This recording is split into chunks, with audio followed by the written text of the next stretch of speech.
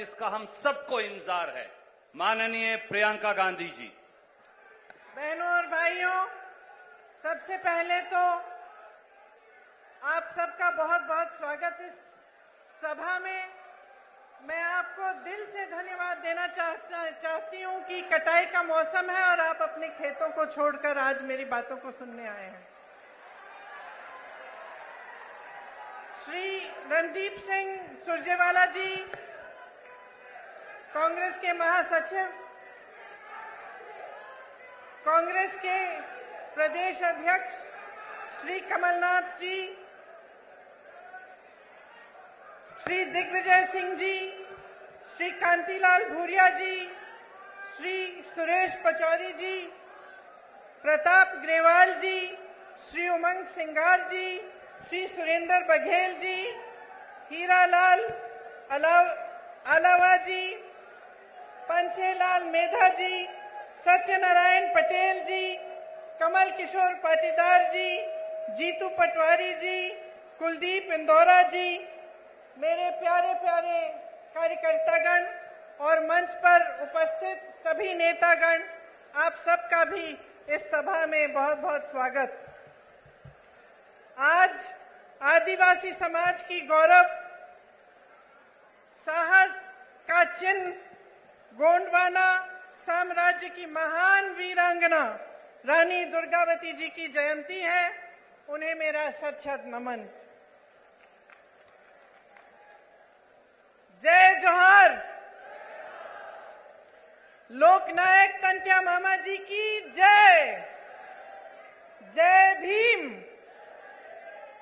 मेरे साथ एक बार जोर से बोलिए, हमू आखा एक छे।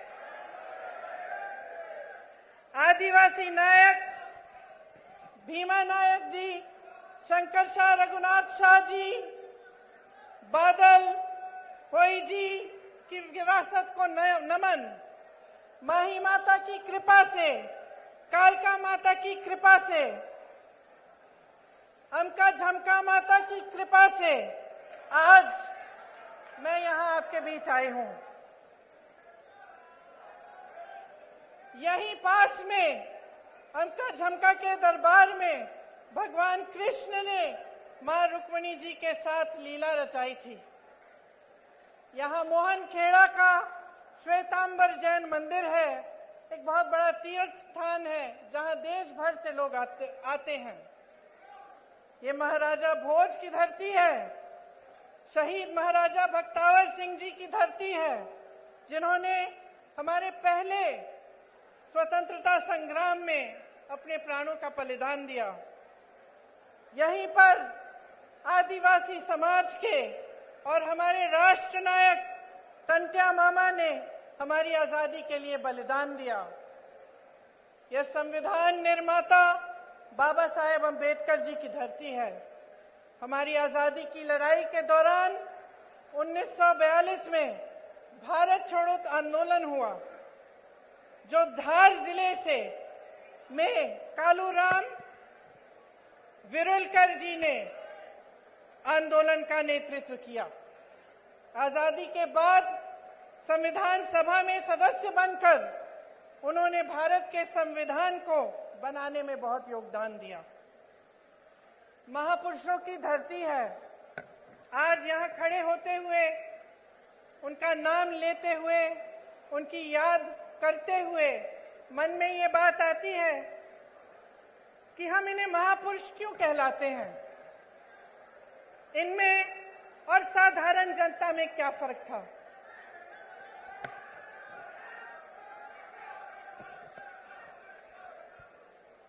फर्क ये था कि इन्हें हम महापुरुष इसलिए कहलाते हैं क्योंकि उन्होंने आजीवन जनता के लिए संघर्ष किया, एक जनता के साथ भरोसे का रिश्ता जोड़ा और उस भरोसे को जीवन भर नहीं टूटने दिया। इसीलिए आज भी उनके गुजर जाने के सैकड़ों साल, दशकों बाद हम उनकी याद करते हैं और उनको नमन करते हैं।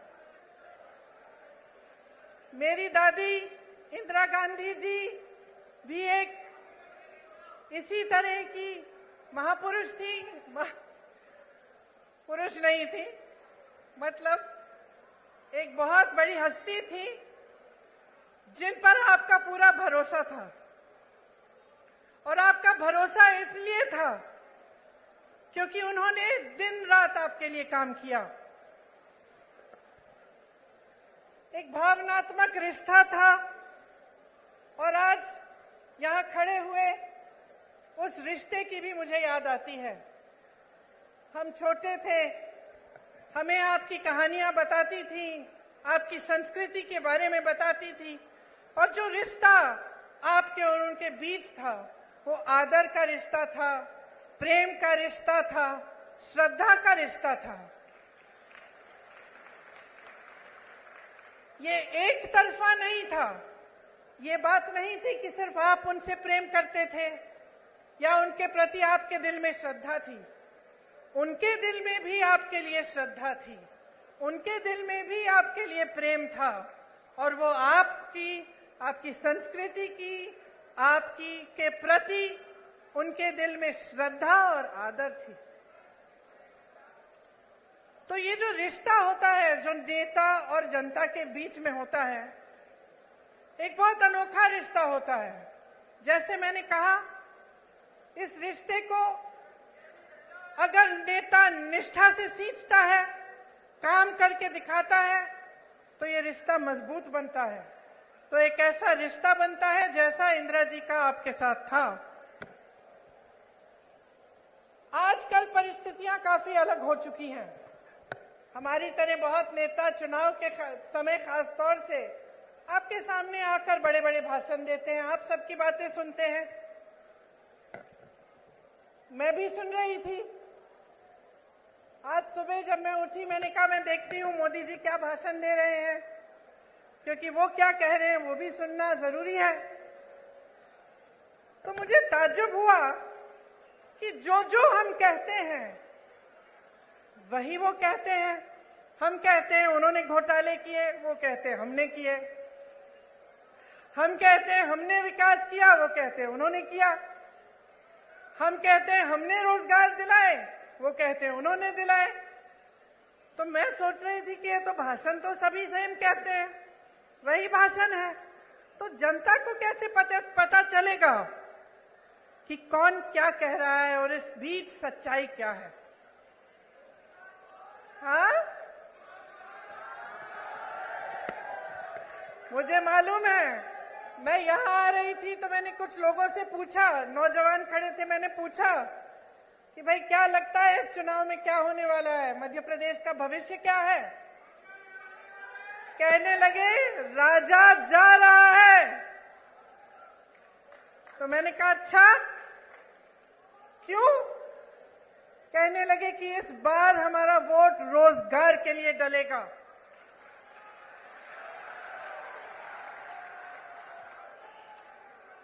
तो इसमें एक बात जो मैं इससे पहले कह रही थी वह स्पष्ट हो जाती है कि जब एक पार्टी का नेता आपके सामने कुछ कहता है, दूसरा वही चीज लगभग कह के जाता है, तो आपको पता कैसे चलता है कि कौन सच्चाई कह रहा है? पता आपको तब चलेगा जब आप अपने ही अनुभव पर उतरेंगे। आपका अनुभव क्या है? आपका जीवन क्या है? आपके संघर्ष क्या है? क्या महंगाई बढ़ी है पिछले 18 सालों में? बताइए। 10 गुना? पिछले 5 सालों में, 3.5 सालों में, जब से इनकी सरकार रही है तब से बढ़ी है कि घटी है? बढ़ी है। रोजगार मिले हैं आपको? नहीं। मेरे किसान भाई जो खेती छोड़ के यहाँ आए हैं, बताइए आपका जीवन ज्यादा मुश्किल हुआ है कि ज्यादा आसान? मुश्किल हुआ है।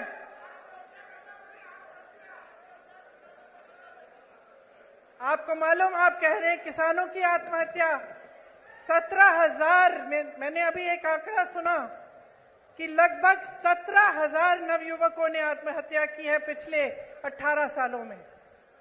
तो सोचिए कि आपकी सच्चाई आज क्या है। किसी की बातों में मत पड़िए, मैं तो कहती हूं मेरी बातों में भी मत पड़िए। अपनी सच्चाई और अपने अनुभव में पढ़िए और उस अनुभव के आधार पर अपना निर्णय लीजिए। आज हम इस देश में खड़े हैं जिस पर हम सबको गर्व है। और गर्व क्यों है? क्योंकि अगर आप आसपास के देशों को देखेंगे तो शायद हमारा एक देश है इन सारे आसपास के देशों में जो आजादी के बाद एक लोकतंत्र माना जाता था और जिसका लोकतंत्र हमेशा मजबूत रहा है। और ये लोकतंत्र हमारे संविधान में गढ़ा हुआ है। जिन्होंने हमारे संविधान को लिखा और बनाया, उन्होंने जीवन इस देश के लिए दिया। एक नहीं थे, बहुत सारे लोग थे हमारे स्वतंत्रता सेनानी। और हमें गर्व है आज अपने देश पर, जिसके संविधान में लिखा है कि हर जने को समान अधिकार मिलना चाहिए। हमारी कांग्रेस की सरकारों ने पंचायतों को सत्ता देकर यह अधिकार मजबूत बनाया। आज देखिए आज की परिस्थिति क्या है। आज तमाम पंचायतों को मुश्किलों में डाल दिया है। और जहां हमने पंचायतों के लिए व्यवस्था लागू की, भाजपा सरपंचों के अधिकारों में कटौती ला रही है, आपको कमजोर कर रही है। राज्य भर में आज पटवारी 1 महीने से हड़ताल पर बैठे हैं। जितने भी काम आपको कराने पड़ते हैं, सब काम रुक गए हैं। आप भटकते रहते हैं इधर से उधर। उनकी अपनी मांग है, उनको भी सरकार ने सहायता नहीं दी, वे हड़ताल पे बैठे हैं। ये स्थिति है आज यहाँ की। 18 सालों में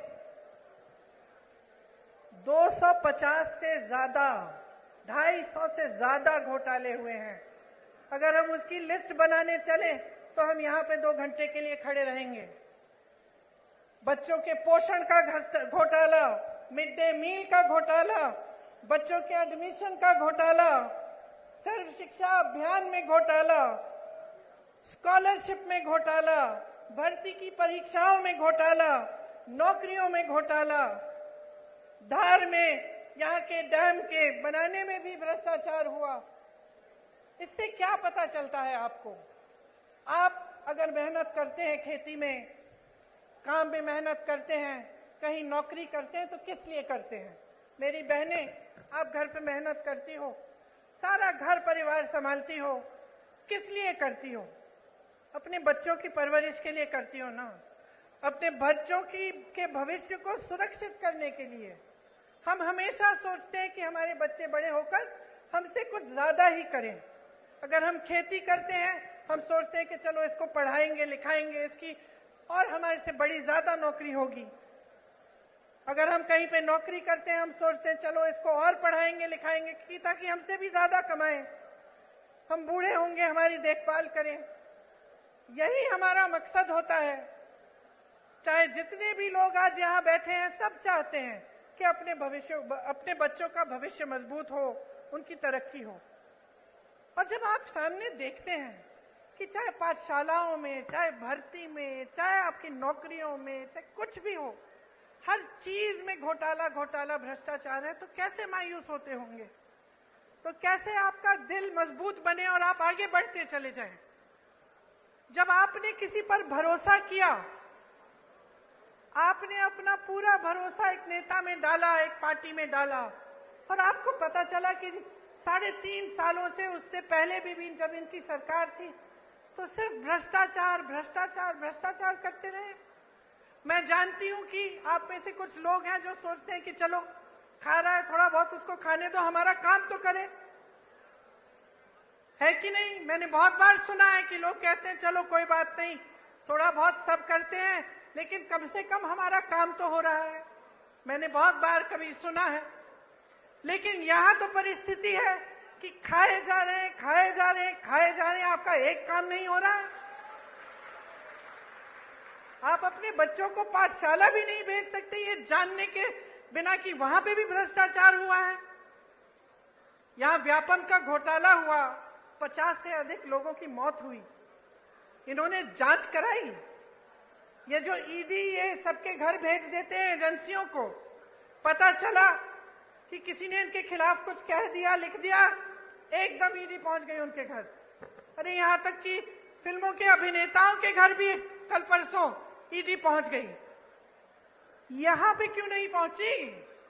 यहां जो इतने बड़े घोटाले हुए हैं, इनके अधिकारियों के घर में क्यों नहीं पहुंची?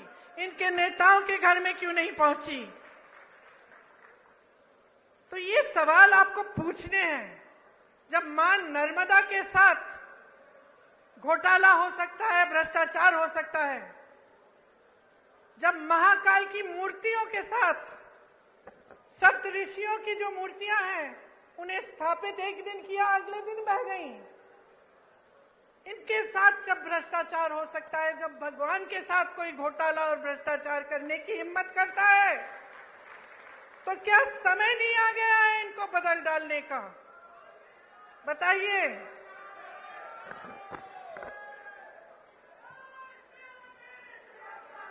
देखिए,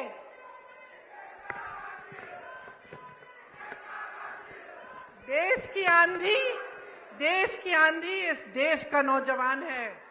जाग जाओ मेरे भाइयों और बहनों।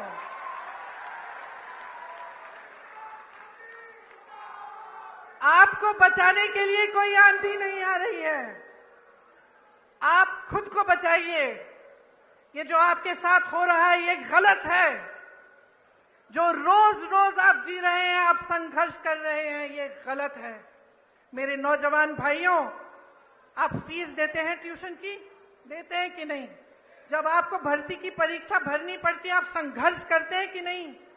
माता पिता आपके लिए खेती करते हैं, नौकरी करते हैं, संघर्ष करके आपके लिए पैसे इकट्ठे करते कि आपकी फीस भरेंगे कि नहीं?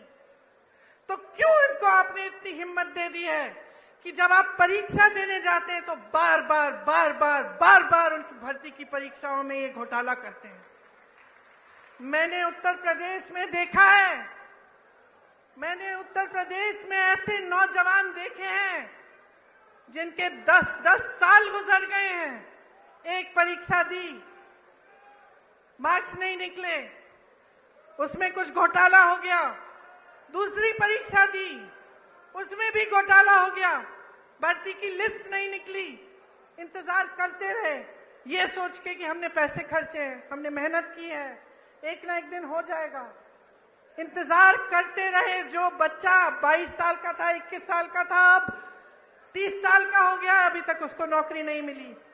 ये परिस्थितियां हैं इन प्रदेशों में जहां भाजपा सरकार में है, सत्ता में है, क्योंकि इनका अहंकार बहुत बढ़ गया है। मेरी बहनों और भाइयों, बहुत ज्यादा लूट होने लगी है और कोई रोक, कोई लगाम नहीं है।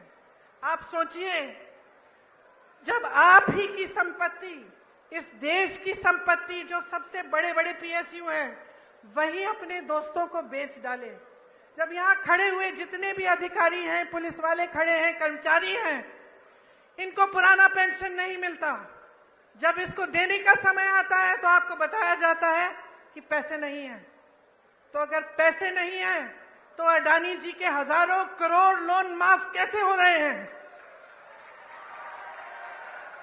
अगर किसान के कर्ज माफ नहीं हो सकते तो ये बड़े बड़े उद्योगपतियों के कर्ज माफ कैसे हो रहे हैं? ये सवाल आपको पूछना पड़ेगा, क्योंकि आप अगर ये सवाल नहीं पूछेंगे तो हमारी नहीं, इन सब नेताओं की नहीं, आप सबकी जिंदगी बर्बाद होगी, आपका भविष्य बर्बाद होगा, आपके आने वाले दिन अच्छे नहीं, बुरे होंगे। और ये बात आपको गहराई में समझनी पड़ेगी। आज ऐसी परिस्थिति बन गई है कि कुछ लोगों ने नेताओं को भगवान बना दिया है। नेता भगवान नहीं है। बहनों और भाइयों, आप में से उभर के आता है, आप की तरह इंसान है, और जब उसका अहंकार बहुत ज्यादा बढ़ जाता है, जब वो आपकी परवाह नहीं करता, तो इस लोकतंत्र ने, जिसपे हम सबको गर्व है, इस लोकतंत्र ने आपको अधिकार दिया है कि आप उसको निकालें, उसको सबक सिखाएं, उसको जिम्मेदार बनाएं, उसको जवाबदेह बनाएं। और ये आपकी जिम्मेदारी है। आज आपके प्रदेश में इतनी महंगाई है, मैं जानती हूं बहनों, मैं जानती हूं कि आप पर क्या गुजर रहा है। मैं जानती हूं कि जब आप सोच रहे होंगे कि त्योहार का मौसम आ रहा है, दशहरा आ रहा है, धनतेरस, दिवाली, आप कुछ खरीदना चाहते हैं, आप जब दुकान जाते हैं तो घबराते हैं कि हम ये सब चीजें ले पाएंगे कि नहीं। आधी चीजें खरीदते हैं, आधी छोड़ देते हैं। मैं जानती हूं आप सोचती हैं कि किस तरह से थोड़ी बहुत बचत हो जाए घर में, थोड़ा कम खा के, थोड़ा सा काम ज्यादा करके। मैं जानती हूं कि कितनी मुश्किल समाज का कितना आप बोझ उठाती हैं। आपको बताया जाता है कि राशन हमने मुफ्त कर दिया, वाह वाह वाह, बहुत बढ़िया। वहां हजारों करोड़ के लोन मुफ्त में मिल रहे हैं, यहां राशन पे हमें आपसे हाथ जोड़ना पड़ रहा है।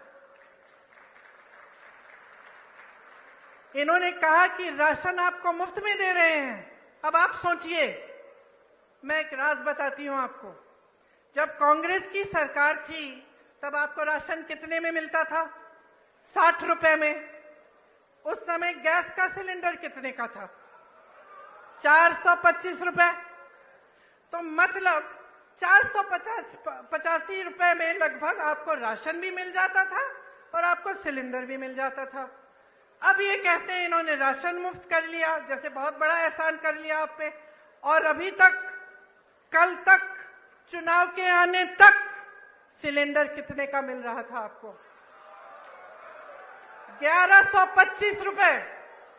तो जो आपको पहले सिलेंडर और राशन 485 रुपए में मिल रहा था, आज आपको राशन मुफ्त लेकिन सिलेंडर 1125 रुपए। और चुनाव आया, फट से कम कर दिया।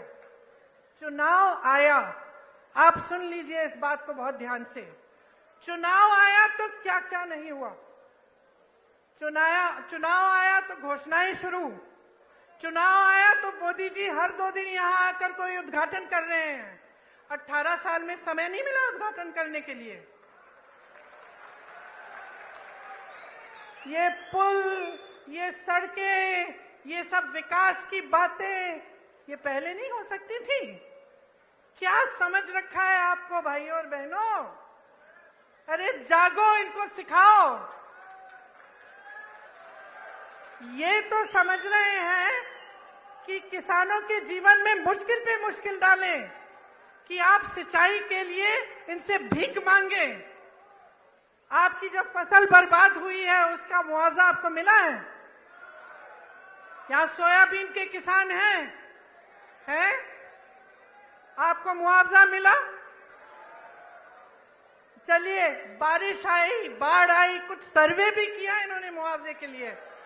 नहीं किया। अब देखिए चुनाव आ रहे हैं, देखिए क्या पता कुछ मुआवजा भी दे दे। चुनाव के बाद करेंगे नहीं करेंगे ये मत पूछिए मेरे से। फसल बीमे में घोटाला, तो हर तरफ घोटाला। तो आप बताइए इसका इलाज क्या है? आज बेरोजगारी चरम पे है कि नहीं है? है ना? आपको मालूम है कितने पद खाली हैं? मैं बताती हूं, सुनिए। शिक्षकों के करीब 70,000 पद खाली। विश्वविद्यालयों में 75% पद खाली। सामुदायिक स्वास्थ्य केंद्रों में डॉक्टरों के 90% से ज्यादा पद खाली। ग्रामीण सामुदायिक स्वास्थ्य केंद्रों में सर्जन के 90% से ज्यादा पद खाली। महिला रोग विशेषज्ञों में 90% से ज्यादा पद खाली। फिजिशियन, जो डॉक्टर होते हैं, जो सारी बीमारियां समझ जाते हैं, 90% से ज्यादा पद खाली। बच्चों के डॉक्टर 90% से ज्यादा पद खाली। पूरे प्रदेश की सीएचसी में एक भी आंख का डॉक्टर नहीं है। मोतियाबिंद होती है, आंख में तकलीफ होती है, कहां जाएंगे? कहां जाएंगे? प्राइवेट में जाएंगे। प्राइवेट में चले जाते अगर पैसे कमाने का मौका दिया होता आपको। लेकिन इन 3.5 सालों में और उससे पहले जितने सालों का इनका राज रहा है, आपको कमाने का मौका कहां दिया? जहां जहां से रोजगार बनना था, चाहे बड़े बड़े पीएसयू, इन्होंने बेच दिए। छोटे छोटे उद्योग पे जीएसटी थोप कर, नोटबंदी करके उन्होंने ठप करा दिए। मुश्किल में है जितने भी मेरे दुकानदार भाई यहाँ बैठे हैं या छोटे छोटे उद्योगपति हैं, वो बताएंगे आपको कितनी कमाई हुई है। जीएसटी भरते भरते भरते भरते उनको समझ में ही नहीं आ रहा है किस चीज की क्या जीएसटी है। उनको खत्म कर दिया। खेती किसानी में रोजगार पैदा होता था, मनरेगा होता था आपके गांव में, वहां पे रोजगार बंद। तो रोजगार देंगे कहां से आपको? आपको कमाने का मौका नहीं दे रहे हैं, लेकिन आप पे महंगाई इतनी थोप रहे हैं कि आपका जीना मुश्किल हो गया है। पर ये सब बातें मैं आपको यहाँ इस मंच पे खड़े होकर समझा रही हूँ। आप सबको तो पहले ही मालूम है, जी आप रहे हैं, संघर्ष आप कर रहे हैं अपने बच्चों को स्कूल भेजने के लिए, उनकी किताबों को खरीदने के लिए, उनकी फीस भरने के लिए, उनकी भर्ती की परीक्षाओं के लिए, उनकी नौकरियों को, उन इंटरव्यूज के लिए। ये सब काम आपके ही समर्थन से आपके बच्चे कर रहे हैं, लेकिन करने के बावजूद कुछ नहीं मिल रहा है। इसीलिए मैं आपसे कहना चाहती हूं कि आप इंदौर संभाग के हैं। आप जानते हैं कि पिछले 18 सालों में यहां कोई नई यूनिवर्सिटी नहीं बनी। बनी है कि नहीं बनी? कोई नया अस्पताल बना? कोई मेडिकल कॉलेज खोला? तो क्या कर रहे हैं ये? मोदी जी यहां आते हैं, आजकल तो शिवराज जी का नाम लेने से भी शर्म कर रहे हैं। उनका नाम ही नहीं लेते, कहते मुझे वोट दो। और वो तो आपके सीएम बनने वाले नहीं है। मैंने आपको बताया, मैं भाषण सुन रही थी उनका, 50 मिनट में 50 बार कांग्रेस का नाम लिया। तो कांग्रेस के जो कार्यकर्ता हैं, खुश हो जाओ भाई, खुद नाम लेने के बजाय वो नाम ले रहे हैं आपका। मैं तो कहती हूँ, छोटी हूं उनसे, कम अनुभव है, उम्र भी कम है, लेकिन एक छोटी सी सलाह दे देती हूँ। जितनी बार कांग्रेस का नाम 50 मिनट के भाषण में लेते हैं, विकास का नाम ले लीजिए। ये बता दीजिए कि 18 सालों में आपने इंदौर के लिए क्या किया, आपने मध्य प्रदेश की जनता के लिए क्या किया, कितने रोजगार बनाए, कितने घोटालेबाजों को पकड़ा, कितनों के पीछे ईडी डाल दी, कितने जेल में हैं, किसानों के लिए कितनी राहत दी, कितनी बिजली फ्री दी। लेकिन ये बात नहीं कर सकते, इनमें हिम्मत नहीं है, क्योंकि काम नहीं किया है। इसीलिए मैं बार बार भरोसे की बात करती हूं। मैं बार बार कहती हूं, देखिए बहने, एक नया बिल लाए संसद में, महिला आरक्षण बिल, खूब वाह वाह हुई पूरे देश भर में। जितने भी विपक्षी दल हैं, हमने भी समर्थन किया कि चलो ये बहुत अच्छा कदम है। बड़ी बड़ी घोषणाएं हुई, टीवी पे इश्तिहार हुए, सब कुछ हुआ, मोदी जी की बड़ी वाह वाह हुई। फिर क्या पता चला कि 10 सालों के लिए ये लागू ही नहीं होगा। इससे पहले जाति जनगणना करनी पड़ेगी, उससे पहले परसिमन करना पड़ेगा, 10 साल लगेंगे। तो फिर इस घोषणा का मतलब क्या है? इन चुनाव के लिए फिर से मतलब क्या है? आप महिलाओं को मजाक समझ रहे हैं? आप समझ रहे हैं कि महिलाओं को आप कुछ भी कह दें और हम अंधे होकर आपको वोट देंगे? हमारा अधिकार है ये हमारा अधिकार है कि हमें आरक्षण मिले, हमारा अधिकार है। ये कोई एहसान नहीं कर रहा है हम पे।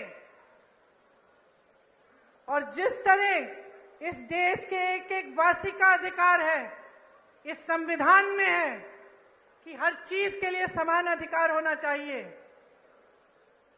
तो फिर जाति जनगणना क्यों नहीं हो रही है? जब इसकी बात उठती है तो ये चुप क्यों हो जाते हैं? आपने देखा बिहार में सर्वे हुआ, सेंसस हुआ, क्या पता चला कि ओबीसी, दलित और जनजाति संख्या कितनी है इनकी? 84% प्रदेश में। तो बताइए, बड़े बड़े पदों में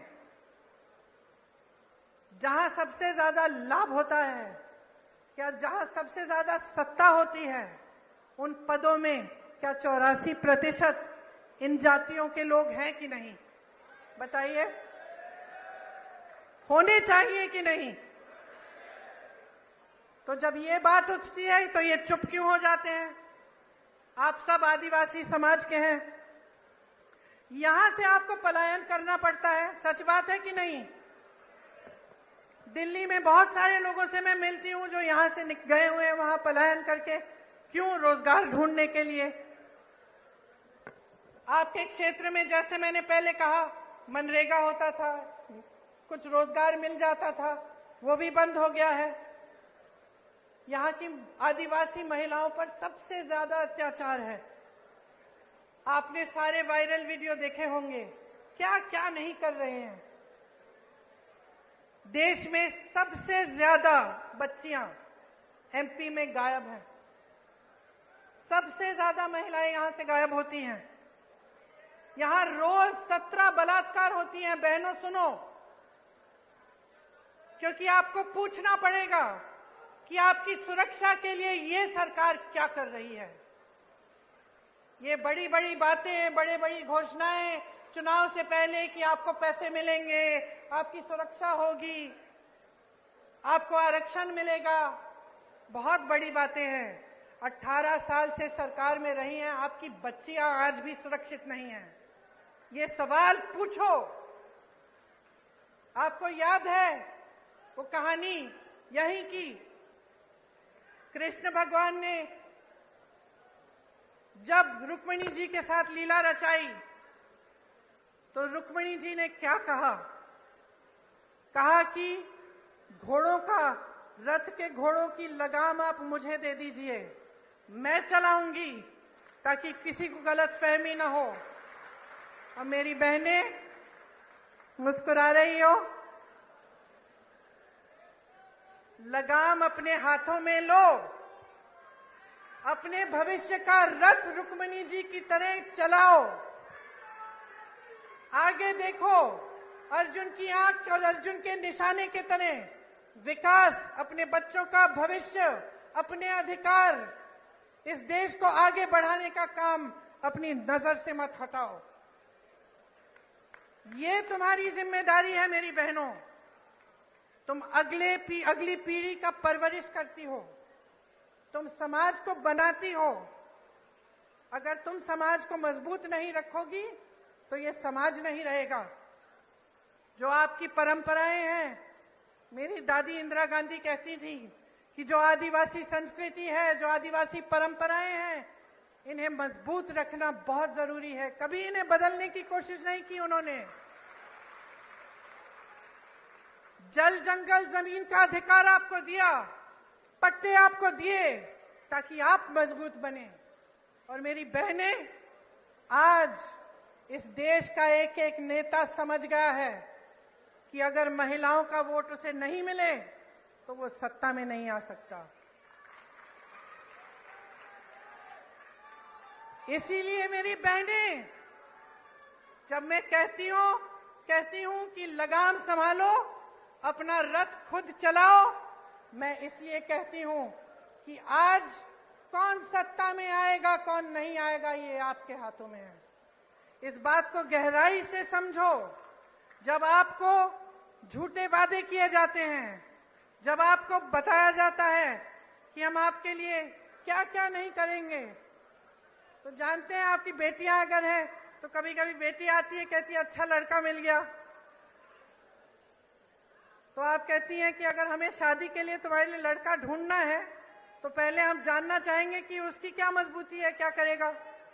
अगर आपको लगे कि ऐसा लड़का है जो झूठ मूठ के बता दे लड़कियों को कि आपके लिए ऐसे ऐसे महल बनाएंगे, हम आपको यहाँ ले जाएंगे, ऐसा करेंगे, वैसा करेंगे, तो आप क्या कहेंगी अपनी बेटी से कि बेटा ध्यान रखो, ध्यान रखो, ये बहुत बड़ी बड़ी बातें करता है, ये करेगा नहीं। कहती है कि नहीं? तो इतनी समझदार है, इतनी जिम्मेदार है, अपने आप को फुसलाने मत दीजिए। समझ जाइए कि ये राजनीतिक खिलवाड़ हो रहा है आपके साथ। आपको अपना भविष्य मजबूत बनाना है तो जैसे मैंने शुरू में कहा, अपने अनुभव पर उतरिए। आप देखिए, आपके जीवन में तरक्की आई, महंगाई घटी, आपके बच्चों को रोजगार मिला, खेती में आप काम करते हैं, वहां आपको कोई सहायता मिली सरकार से? क्या नई पाठशालाएं बनी, विश्वविद्यालय बने, अस्पताल बने?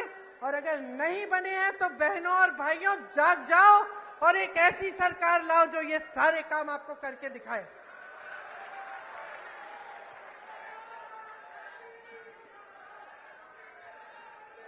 शिशुपाल के अत्याचारों का घड़ा भर गया है,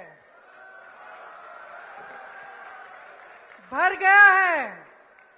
अब कृष्ण भगवान की तरह कृष्ण रूपी बन जाओ और कृष्ण भगवान की तरह इनको निकाल दो, इनको खत्म कर दो।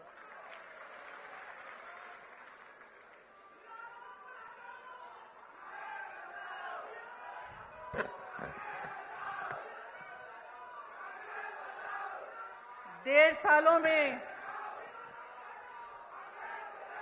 पिछले चुनाव में आपने कौन सी सरकार चुनी थी? कांग्रेस। यहां बैठे हैं कमलनाथ जी। पिछली सरकार में आपने पिछली चुनाव में आपने कांग्रेस की सरकार चुनी। फिर क्या हुआ? रिश्वतखोरी हुई और जो आपका आदेश था उसका पालन नहीं किया गया। आप कांग्रेस की सरकार चाहते थे और जोड़ तोड़ करके 1.5 साल के अंदर आपको भाजपा की सरकार मिली कि नहीं मिली? और नतीजा आप सबने देखा। 1.5 साल में मैं आपको बताना चाहती हूं कि आपका ही अनुभव रहा होगा कि कांग्रेस की सरकार ने क्या क्या किया। किसानों के कर्ज माफ किए, 27 लाख किसानों के कर्ज माफ किए, सामाजिक सुरक्षा पेंशन बढ़ाकर 600 रुपए बनाया, 1 करोड़ परिवारों को 100 रुपए में 100 यूनिट बिजली दिलवाई, 1000 गौशालाएं खुलवाई। 1.5 साल की बात कर रही हूं मैं, 18 साल की बात नहीं है ये। आदिवासियों के लिए 12,000 बर्तन बैंक खोले, इससे आपको भी सुविधा मिली होगी। ओबीसी आरक्षण 14% से बढ़ाकर 27% किया। आर्थिक रूप से कमजोर सामान्य वर्ग के लिए 10% आरक्षण दिया। भोपाल और इंदौर में मेट्रो रेल की परियोजना शुरू की। ये 1.5 साल का काम था बहनों और भाइयों, 18 साल का नहीं। आज जहां जहां कांग्रेस की सरकार है, छत्तीसगढ़ को देखिए, धान खरीद के सबसे ज्यादा पैसे छत्तीसगढ़ में आज मिल रहे हैं। बेरोजगारी सबसे कम कहां है पूरे देश में? छत्तीसगढ़ में। सबसे ज्यादा वन अधिकार के पट्टे कहां मिले हैं? छत्तीसगढ़ में मिले हैं। आदिवासियों के 60 से ज्यादा वन उपज को समर्थन मूल्य पर सरकार खरीदती है। पुराना पेंशन कहां लागू है? छत्तीसगढ़ में, राजस्थान में, हिमाचल प्रदेश में और कर्नाटका में। हम आपको ये नहीं कह रहे हैं कि पैसा नहीं है, पैसा निकाल रहे हैं इसके लिए, क्योंकि हम आपको सर्वोपरि रख रहे हैं। कर्नाटका में मेरी बहनों, बस की यात्राएं पूरे प्रदेश में मुफ्त है बहनों के लिए। 2000 रुपए प्रति माह मिल रहे हैं बहनों को। 200 यूनिट बिजली मुफ्त मिल रही है। हिमाचल प्रदेश में अभी आपदा आई, हमने आपकी बात की, आपके मुआवजे की। आपको मुआवजा नहीं मिला जब बाढ़ आई, जब आपकी फसल खराब हुई। हिमाचल प्रदेश में आपदा है, सबसे बड़ा पैकेज आपदा के लिए, राहत के लिए हिमाचल प्रदेश में कांग्रेस की सरकार दे रही है। राजस्थान में बहनों और भाइयों, हमने बात की कि यहां स्थिति क्या है अस्पतालों की। डॉक्टर के पद खाली हैं, नौजवान बच्चे बेरोजगार हैं। जिन्होंने डॉक्टरी की पढ़ाई की है वो भी बेरोजगार हैं, लेकिन पद नहीं भरे जा रहे हैं। आपको इलाज के लिए प्राइवेट में कहां कितना खर्च करना पड़ रहा है। और राजस्थान में चिरंजीवी योजना कांग्रेस की सरकार ने निकाली है। आप किसी भी राजस्थानी से पूछिए, 25 लाख तक मुफ्त इलाज हो रहा है, आज के दिन हो रहा है। और ये चुनावी घोषणाएं नहीं है भाई बहनों और भाइयों, ये उनकी नीतियां हैं। ये कांग्रेस की सरकारों की नीतियां इसलिए हैं क्योंकि हमारे लिए आप सर्वोपरि हैं, आपसे बड़ा कोई नहीं है। और आज मैं इस मंच पर खड़े होकर आपको कह रही हूं कि कांग्रेस आपके लिए कुछ गारंटी लाई है, और आप ही खुद देखिए कि क्या कांग्रेस के प्रदेशों में इनकी गारंटियां लागू हो रही हैं कि नहीं। जब आपको ये पता चलेगा, खुद अखबारों में पढ़िए, इंटरनेट पे जाकर देखिए, जहां आपको सुविधा हो वहां पूछिए। जब आपको खुद अपने अनुभव से पता चलेगा कि हां इन्होंने जो वादे किए वाकई पूरे कर रहे हैं, तब आप इन गारंटियों में आप विश्वास करो। और मैं दावे के साथ कह रही हूं आपको कि जहां जहां हमारी सरकार है वहां गारंटीज पूरी हो रही हैं, और यहां पे मध्य प्रदेश में होंगी। क्या है ये गारंटी? जिस तरह से किसानों के कर्ज हमने पहले माफ किए, उस तरह से हम उस काम को फिर से शुरू करेंगे। 100 रुपए में 100 यूनिट बिजली मुफ्त मिलेगी। 200 यूनिट बिजली के लिए जो बिजली का बिल है वो आधा होगा, हाफ होगा। पुरानी पेंशन यहां मध्य प्रदेश में लागू की जाएगी। आपको गैस सिलेंडर हम 500 रुपए में दिलवाएंगे। महिलाओं को 1500 रुपए प्रति माह मिलेगा, आपके खाते में जाएगा मेरी बहनों। और 5 हॉर्स पावर सिंचाई की बिजली भी किसानों को मुफ्त मिलेगी।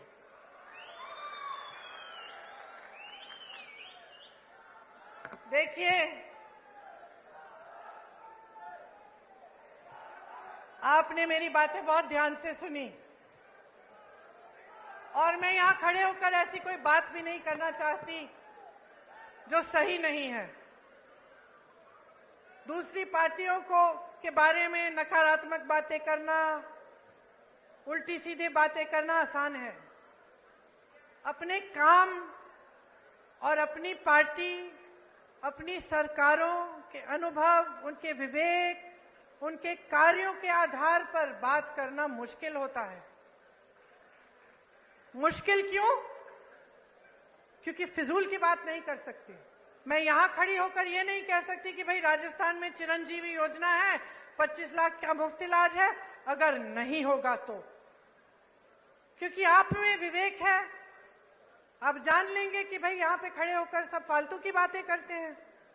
तो यहां खड़े होकर मैं सिर्फ वो बातें करना चाहती हूं जो सच्चाई है, जो हमारे अनुभव की बातें हैं, और जिन बातों की सच्चाई आप खुद खोज सकते हैं। तो यहां खड़े होकर सबसे बड़ी बात मैं आपसे क्या कहना चाहती हूं कि देखिए, ये देश आपका है, ये देश आपका है, ये प्रदेश आपका है, ये भविष्य आपका है, ये आगे वाली पीढ़ी, ये नई पीढ़ी आपकी है।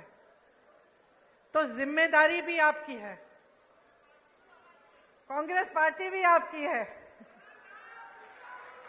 हम सब भी आपके हैं। तो ये एक बहुत बड़ी जिम्मेदारी है, इसको हल्के में मत लीजिए। आपको संविधान ने सबसे बड़ी शक्ति दी है, वो आपकी शक्ति है, जनता की शक्ति है। अब बहुत हो चुका है, आपने बहुत देख लिया है, टीवी में बातें सुन ली हैं, बड़े बड़े इश्तिहार देख लिए हैं, वहां हरियाली है, इश्तिहारों में बड़ी बड़ी चीजें हो रही हैं, सब बन रहा है, यूनिवर्सिटियां बन रही हैं, अस्पताल बन रहे हैं, रोजगार बन रहे हैं, पढ़ाई भी हो रही, सब कुछ हो रहा है इश्तिहारों में, लेकिन जमीन पर नहीं हो रहा है।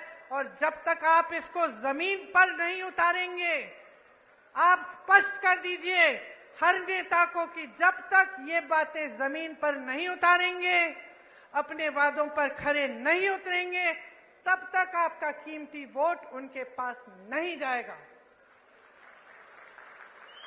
और मैं ये दावे के साथ कह सकती हूं कि अगर आप सोच समझ के अपना वोट देंगे, अगर आप वाकई अपने भविष्य को बनाने के लिए और ऐसी बातों में नहीं पड़ेंगे जिनसे आपके जज्बात जुड़ जाते हैं, क्योंकि बहुत चालाकी से चुनाव के समय आपके जज्बातों को जोड़ा जाता है।